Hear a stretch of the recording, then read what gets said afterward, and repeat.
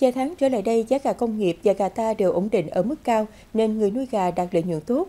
Hiện nay, người nuôi gà công nghiệp đang vào vụ nuôi mới, cung cấp cho thị trường Tết Nguyên đán Bính Ngọ 2026 với nhiều kỳ vọng vụ nuôi cuối năm được giá đạt sản lượng. Tại Đồng Nai, giá gà công nghiệp đang ở mức rất cao, dao động từ 36.000 đến 38.000 đồng một ký.